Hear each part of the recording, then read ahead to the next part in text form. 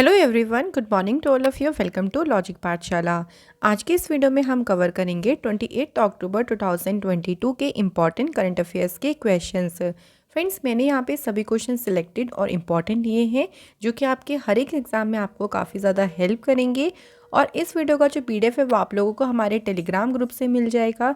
Link आपको description में दिया गया है।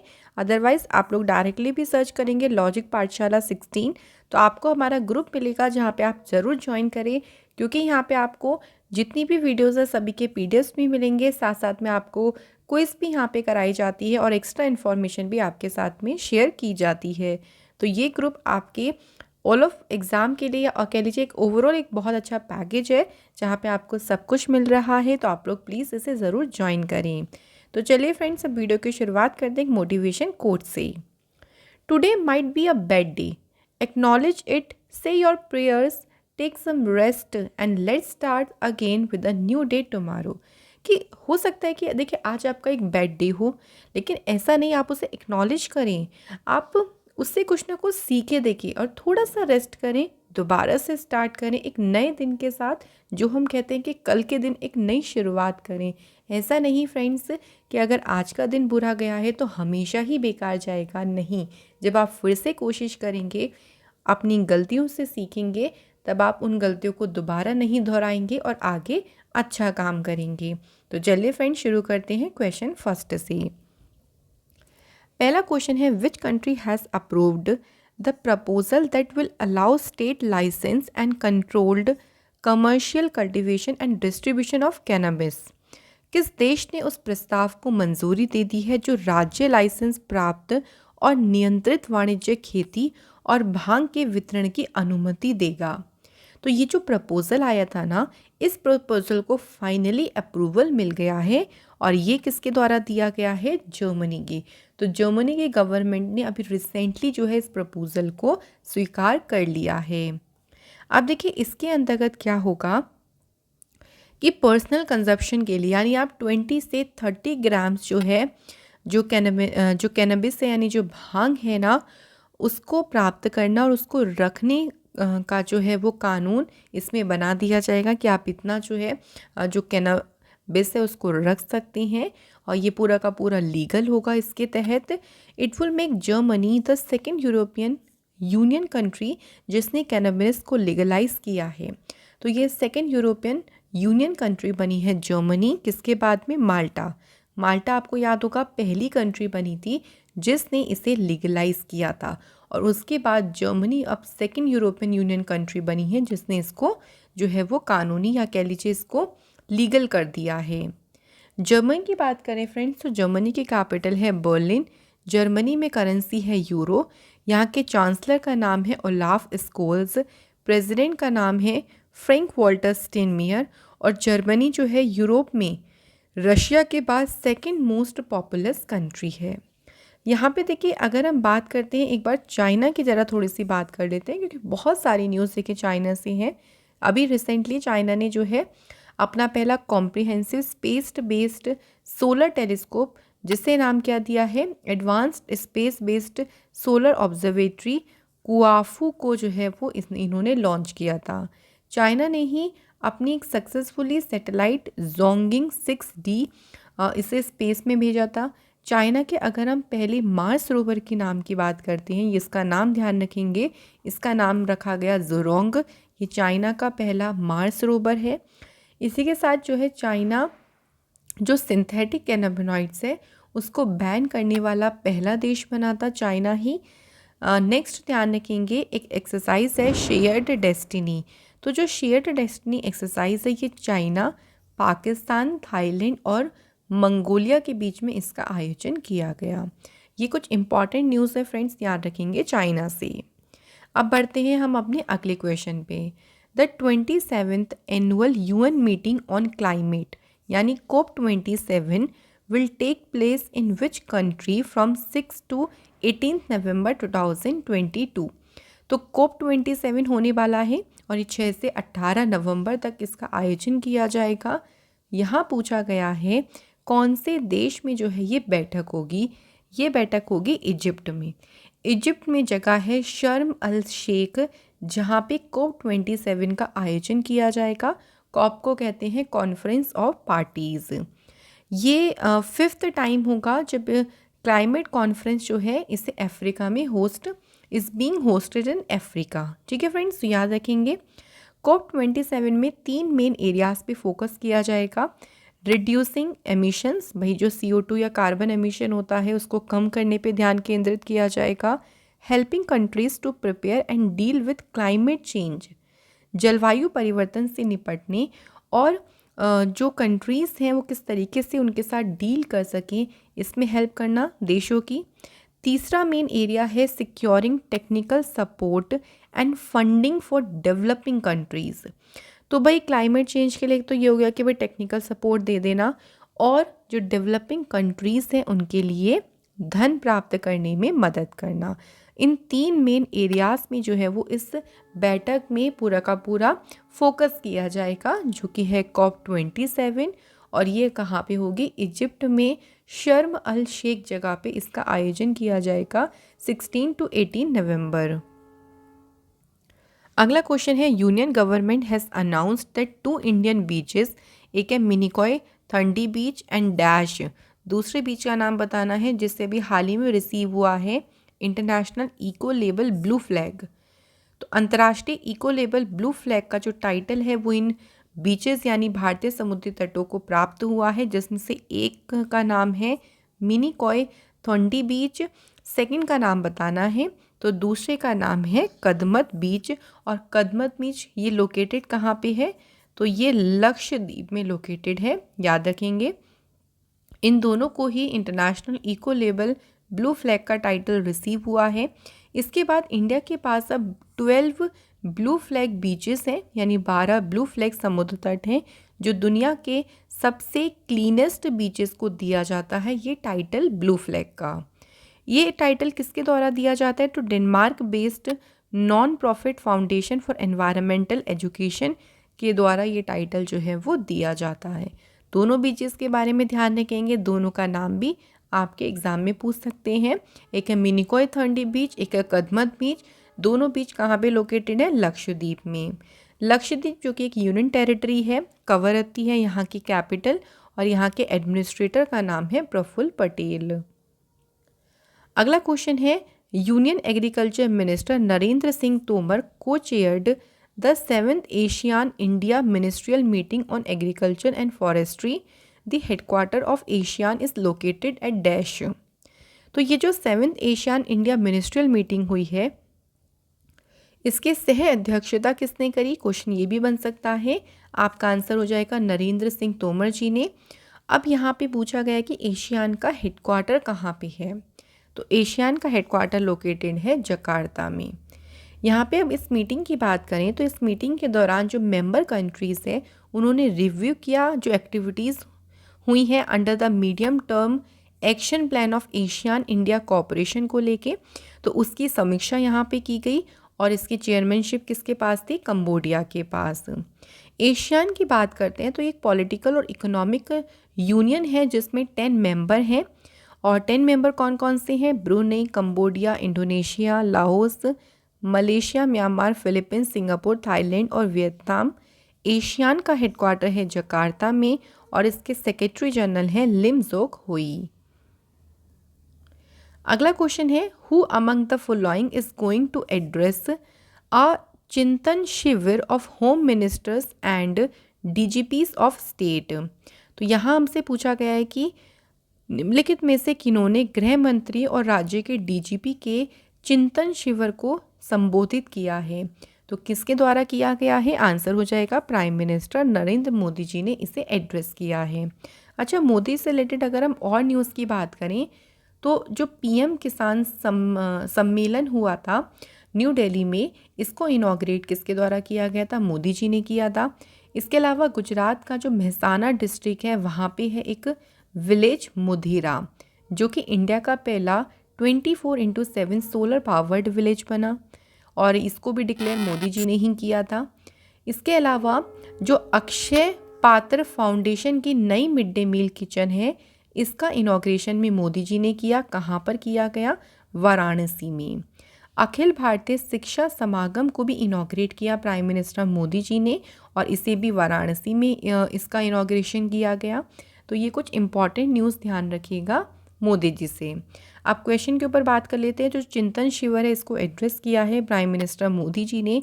ये इवेंट हुआ हरियाणा के सूरजकुंड में। पार्टिसिपेंट्स जो थे इसमें, उन्होंने मॉडर्नाइजेशन ऑफ पुलिस फोर्सेस कि पुलिस बलों के आधुनिकरण और साइबर क्राइम मैनेजमेंट जैसे जो इश्यूज़ थे उस पर अपने जो भी थॉट्स थे उनको शेयर किया। जितने भी सेंट्रल आर्म्ड पुलिस फोर्सेस के डीजीज थे और सेंट्रल पुलिस ऑर्गेनाइजेशन के डीजीज थे, उन्होंने इसे अटेंड किया। और हुआ कहाँ पे, ये ध्यान रखिएगा, पूछ सकते हैं, हरियाणा के सूरजकुंड में। अगले क्वेश्चन पे बढ़ते हैं। Union territory of Jammu and Kashmir celebrated its accession day on which day. तो केंद्र शासित प्रदेश जम्मू कश्मीर ने अपना परिग्रहण दिवस किस दिन मनाया? तो इन्होंने अपना परिग्रहण दिवस मनाया है 26 अक्टूबर को। 26 अक्टूबर को क्यों? तो ये दिन इस दिन का जो महत्व है ना, 1947 में इस दिन में जम्मू कश्मीर के जो उस टाइम महाराज थे हरि सिंह, उन्होंने इंडिया का एक पार्ट बनने के लिए, कह लीजिए जो वर्ल्ड की ग्रेटेस्ट डेमोक्रेसी उसका पार्ट बनने के लिए जो विलय पत्र था ना, उस पर हस्ताक्षर किए थे और उस पर साइन किए थे। तो यही वो दिन था, इसलिए 26 अक्टूबर को जो है जम्मू कश्मीर सेलिब्रेट करता है उसका एक्सेशन डे। जम्मू कश्मीर के प्रेजेंट टाइम में जो लेफ्टिनेंट गवर्नर हैं उनका नाम है मनोज सिन्हा। नेक्स्ट क्वेश्चन है हमारा, which states Ernakulam district school introduced honesty shops for students up to class 12th। तो देखिए क्लास 12 तक के छात्रों के लिए जो ऑनेस्टी शॉप्स हैं इनको शुरू किसके द्वारा किया गया है? तो केरल में एक डिस्ट्रिक्ट है अर्नाकुलम डिस्ट्रिक्ट, वहाँ के जो स्कूल्स हैं वहाँ पे ऑनेस्टी शॉप्स को शुरू किया गया है। तो आंसर यहाँ पे हो जाएगा केरल। अच्छा, केरल से कुछ और न्यूज़ की बात करें तो देखिए केरल जो है, केरल के गवर्नर के द्वारा वन स्कूल वन आईएएस जो स्कीम है इसे शुरू किया गया था। इसके अलावा केरल ने जो अपना पहला ह्यूमन मिल्क बैंक जो है वो ओपन किया था। इंडिया का जो पहला जेंडर पार्क है इसे केरल के कोझिकोड में इसे खोला गया। केरल की पुलिस के द्वारा ही पिंक प्रोटेक्शन प्रोजेक्ट शुरू किया था वुमेंस की सेफ्टी के लिए। केरल का जो पहला बुक विलेज बना उसका नाम क्या है विलेज का? पेरुकुलम। तो ये केरल का पहला बुक विलेज बना था। तो ये कुछ इंपॉर्टेंट न्यूज़ फ्रेंड्स केरल से ध्यान रखेंगे। अब यहाँ से अगर हम तमिलनाडु से बात करते हैं, साथ साथ में देखिए रिवीजन करते चलते हैं। तो तमिलनाडु की सरकार ने अभी हाल ही में ही पुधुमाई पेन जो स्कीम है इसे शुरू किया था गर्ल्स स्टूडेंट्स के लिए। तमिलनाडु के चीफ मिनिस्टर ने 14 अप्रैल को ऐसा इक्वालिटी डे बनाने की बात कही, तो ये याद रखिएगा। नेक्स्ट इम्पॉर्टेंट न्यूज़ है कावल उथबी एप्लीकेशन, ये केरल की सरकार तमिलनाडु की सरकार ने शुरू करी थी। और इंडिया की जो पहली एम्बुलेंस स्ट्रीट एनिमल्स के लिए शुरू करी थी वो भी तमिलनाडु ने ही शुरू करी थी। तो ये हमें न्यूज़ ध्यान रखनी है तमिलनाडु से। अब क्वेश्चन के ऊपर बात कर लेते हैं कि ऑनेस्टी शॉप्स ये है क्या। ये जो इनिशिएटिव है ना, ये लॉन्च किया गया है by the students police cadet के द्वारा। इसका उद्देश्य है कि जो स्टूडेंट्स हैं ना वो वैल्यूएबल लेसन्स ऑन ट्रस्ट यानी सच्चाई, ट्रुथ, इंटीग्रिटी, इन पर जो वैल्यूएबल लेसन्स हैं वो सीख सकें या उन्हीं को विकसित करने के उद्देश्य से इसे शुरू किया गया है। ये प्रोग्राम्स लॉन्च हुए हैं काफ़ी सारे स्कूल्स पे, लगभग 15 स्कूल्स में जो है एर्नाकुलम डिस्ट्रिक्ट के 15 स्कूलों में इन प्रोग्राम्स को शुरू किया गया। केरल की बात कर लेते हैं। तो केरल के चीफ मिनिस्टर हैं पिनरई विजयन, गवर्नर हैं Arif Mohammad Khan. Number of districts हैं 14, लोकसभा सीटें हैं 20, राज्यसभा सीटें हैं 9। और इम्पॉर्टेंट नेशनल पार्क में है अन्नामुराई शोला नेशनल पार्क, इरेविकुलम। इसके अलावा पेरियार भी इम्पॉर्टेंट है और साइलेंट वैली, ये सभी आपके नेशनल पार्क हैं केरल स्टेट में। अगला क्वेश्चन है हमारा, which state government has launched the Kunjab a mobile application to prevent cyber crimes against childrens in the state. तो बताना है यहाँ पे कि किस स्टेट गवर्नमेंट ने कुंजब जो कि एक मोबाइल एप्लीकेशन है, इसे लॉन्च किया है। केरल के चीफ मिनिस्टर पिनरई विजयन जी के द्वारा जो है इस एप्लीकेशन को लॉन्च किया गया है। इस एप्लीकेशन का मेन उद्देश्य है जो साइबर क्राइम्स होते हैं बच्चों के साथ में, उन साइबर क्राइम्स को रोकना ही इसका मेन उद्देश्य है। इसे डेवलप किया गया है by the women and child development department के द्वारा। तो जो स्टेट गवर्नमेंट का वुमेन चाइल्ड डेवलपमेंट डिपार्टमेंट है, उन्होंने इस एप्लीकेशन को डेवलप किया है। और इस एप्लीकेशन पे जो भी केस रिपोर्ट करे जाएंगे, दर्ज करे जाएंगे, उन पर स्ट्रिक्ट जो है वो एक्शन लिया जाएगा डिस्ट्रिक्ट लेवल पे। तो बिल्कुल एकदम रिस्पॉन्स, एक टीम रहेगी जो कि पूरी तरीके से यहाँ पे एक्शन लेगी, तुरंत एक्शन लिया जाएगा। तो केरल की सरकार ने ही इसको लॉन्च किया है। अगले क्वेश्चन पे बढ़ती हैं। Which bank has reappointed Sandeep Bakhshi as its managing director and chief executive officer for a period of 3 years. 3 साल की अवधि के लिए एमडी पद पे फिर से देखिए संदीप बख्शी को किस बैंक ने नियुक्त किया है। तो बैंक कौन सा हो जाएगा? ICICI bank. तो संदीप बख्शी का जो कार्यकाल था वो 3 अक्टूबर 2023 तक था, लेकिन इसे 3 सालों के लिए और बढ़ाया गया है। अब 3 अक्टूबर 2026 तक के लिए ये आईसीआईसी बैंक के मैनेजिंग डायरेक्टर रहेंगे। आईसीआईसी बैंक की स्थापना हुई 1994 में और इसका हेडक्वार्टर है मुंबई। कुछ और अपॉइंटमेंट बात करते हैं, बैंकिंग सेक्टर से रिलेटेड है ये। तो देखिए कोटक महिंद्रा बैंक में जो एडिशनल और इंडिपेंडेंट डायरेक्टर बने उनका नाम है CS राजन। आईसीआईसी बैंक के देखिए फिर से अपॉइंट हुए हैं Sandeep Bakhshi. Paytm payments bank के इंतरिम CEO बने हैं दीपेंद्र सिंह राठौर। यूबी के चेयरमैन बने हैं अतनु चक्रवर्ती। सेबी के होल टाइम मेंबर बने हैं अनंत नारायण गोपाल कृष्णन।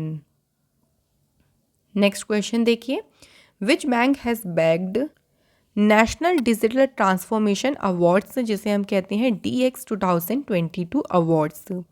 ये पुरस्कार किस बैंक को प्राप्त हुआ है? तो कर्नाटक बैंक को ये जो अवार्ड है वो दिया गया है। कर्नाटक बैंक ने पूरा फोकस किया है देखिए डिजिटाइजेशन में, जैसे कि customer experience, operations, human resources, technology, cyber security, digital marketing, partnership. तो इन सभी कार्य क्षेत्रों के तहत डिजिटलीकरण पर बहुत ज़्यादा ध्यान दिया है कर्नाटक बैंक ने, और इसी के लिए उनको नेशनल डिजिटल ट्रांसफॉर्मेशन अवार्ड से सम्मानित किया गया। इसके अलावा रिसेंट के कुछ और अवार्ड्स की बात करें तो देखिए यूरोपियन पार्लियामेंट्स का जो साखरोव प्राइज़ 2022 है, ये प्राइज़ मिला है यूक्रेन के लोगों को। नेशनल इंटेलेक्चुअल प्रॉपर्टी अवार्ड 2021-22 दोनों ईयर के लिए मिला है IIT मद्रास को। कर्नाटक रत्न अवार्ड से सम्मानित किया गया है पुनीत राजकुमार, इनको मरणोपरांत ये पुरस्कार दिया गया।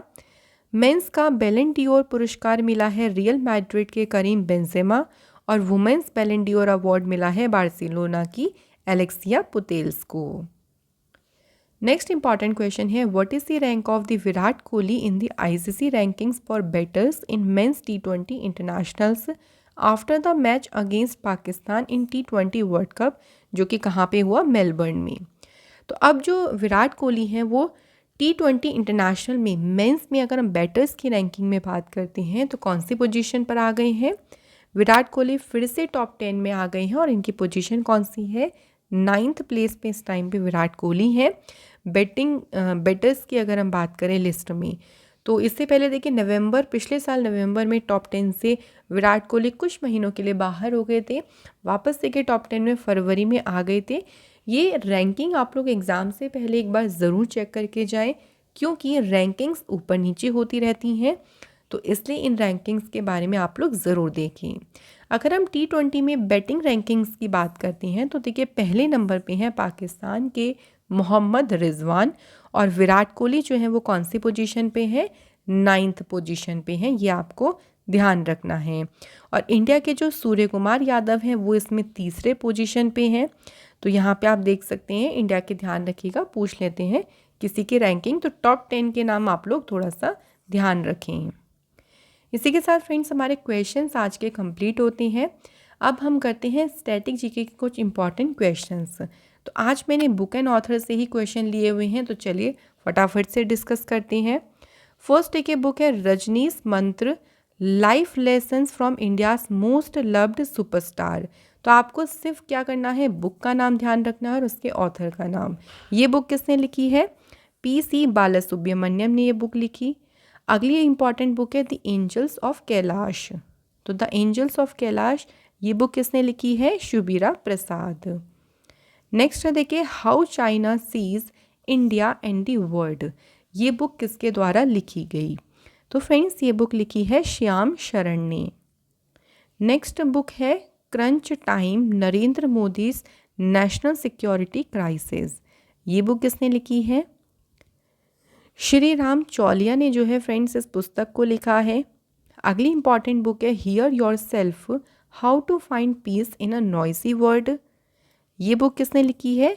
प्रेम रावत ने। नेक्स्ट है India's economy from Nehru to Modi a brief history. ये बुक किसके द्वारा लिखी गई है? तो फ्रेंड्स सही आंसर हो जाएगा पुलाप्रे बालाकृष्णन ने ये बुक लिखी है। अगली इंपॉर्टेंट बुक है dignity in a digital age making tech work for all of us. तो फ्रेंड्स ये बुक लिखी है RO खन्ना ने।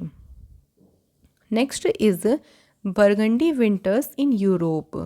तो फ्रेंड्स बात करते हैं बरगंडी विंटर्स इन यूरोप, ये बुक किसने लिखी है? तो प्रणय पाटिल ने जो है ये बुक लिखी, यानी इस बुक के ये ऑथर हैं। तो ये थे हमारे सभी इंपॉर्टेंट क्वेश्चंस। अब फटाफट से कल के क्वेश्चंस को रिवाइज कर लेते हैं। Former India cricketer Yuvraj Singh जिन्हें अपॉइंट किया गया as a brand ambassador for the 3rd T20 world cup for the blind. ये जो तीसरा T20 वर्ल्ड कप होगा ब्लाइंड्स का, ये कहाँ पे होगा? तो इसका आयोजन होगा इंडिया में और दिसंबर के स्टार्टिंग में ही इसका आयोजन किया जाएगा। Who has been designated as a principal scientist of the Aditya L1 mission of ISRO. सही आंसर है Shankara Subramanian K. Who has been appointed as a acting chairperson of the competition commission of India. तो फ्रेंड्स CCI के कार्यवाहक अध्यक्ष के रूप में appoint किया गया है संगीता वर्मा को। Which film won the best international film award at the 50th anniversary Saturn award, जो कि कहाँ पे हुए हैं? लॉस एंजलिस में। तो इसमें बेस्ट इंटरनेशनल फिल्म अवार्ड मिला है किस मूवी को? RRR को। Who has been presented with the highest award the order of the long leaf pine by the US state of North Carolina. तो फ्रेंड्स इस अवार्ड से सम्मानित किया गया है स्वदेश चैटर्जी जी को। Which state government has launched the anti fire cracker campaign, और इस कैंपेन का नाम है दिया जलाओ पटाखे नहीं। इस कैंपेन को शुरू किया है दिल्ली गवर्नमेंट ने। विच स्टेट गवर्नमेंट जिसने MOU साइन किया है गूगल के साथ मिलकर to promote digital growth and development in the state. तो ये MOU साइन किया है असम की गवर्नमेंट ने। The Ola company has launched it's most affordable electric scooter in the country, और अभी इसे नाम क्या दिया है? तो अभी इनका तीसरा इलेक्ट्रिक स्कूटर लॉन्च हुआ है जिसे नाम दिया है ओला S1 एयर। नेक्स्ट है who will present the silver trumpet and trumpet banner to the president's bodyguard PBG at a ceremony in Rashtrapati Bhavan. Right answer हो जाएगा president Droupadi Murmu. Who among the following has become the first Asian American to appear on US currency. तो US currency पर प्रदर्शित होने वाली पहली एशियाई अमेरिकी कौन बनी है? सही आंसर है Anna May Wong. Which of the following country जो कि होस्ट करेगी 91st इंटरपोल जनरल असेंबली को 2023 में? तो इसे होस्ट करेगी ऑस्ट्रिया। और जो 2022 में कहाँ पे हुई? तो 2022 में इंटरपोल की जो जनरल असेंबली हुई वो इंडिया में न्यू दिल्ली में आयोजित की गई। तो ये थे फ्रेंड्स हमारे इंपॉर्टेंट क्वेश्चंस। कल आप लोगों से क्वेश्चन पूछा था, फर्स्ट आंसर है हरियाणा एंड सेकंड का आंसर है फ्रेंड्स बिहार। तो friends thank you so much, आप लोग रेगुलर जो कमेंट करती हैं उनको बहुत बहुत शुक्रिया, और प्लीज़ जो गाइस देखते हैं वो लोग आंसर ज़रूर किया करें। तो आज के हमारे कमेंट है प्रदीप दास एंड प्रिया का, thank you so much guys. तो चलिए आज के क्वेश्चंस की बात करते हैं। तो बुक से ही मैंने देखिए सिंपली क्वेश्चन लिए हैं। फर्स्ट इंपॉर्टेंट बुक है देखिए leaders politicians citizens 50 figures who influenced India's politics. तो बताना है ये बुक किसके द्वारा लिखी गई। सेकेंड इम्पॉर्टेंट बुक है Chinese spice from chairman Mao to Xi Jinping. ये बुक किसने लिखी है। तो इनके आंसर आप लोग मुझे फटाफट से भी कमेंट सेक्शन में कर दीजिए। इसी के साथ हमारी वीडियो कंप्लीट होती है, सेशन पूरा होता है। Thank you so much for watching this video.